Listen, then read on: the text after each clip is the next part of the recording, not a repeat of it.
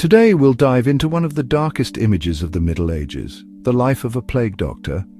Who was he really? Why did he wear that strange beaked mask?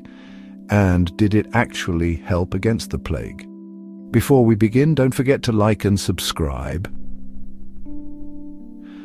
The year is 1655, Edinburgh. The streets are silent, filled with fear. You see a man in a long cloak with a beak on his face. But who is he? A savior or a harbinger of death? And did his costume truly protect him from the plague?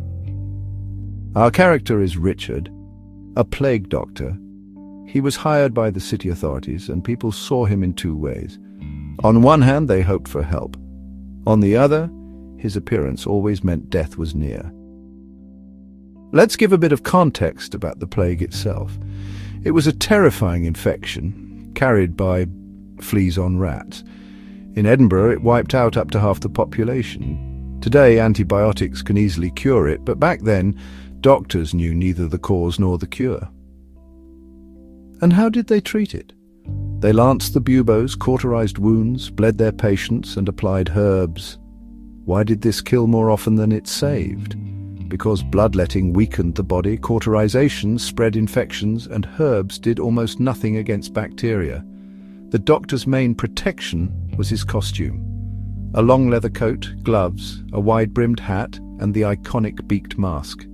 Inside the beak were herbs and spices thought to cleanse the air. In reality, the miasma theory was wrong, but the thick fabric and leather did block fleas and droplets. So, by accident, the costume really did lower the risk of infection. The job itself was grim.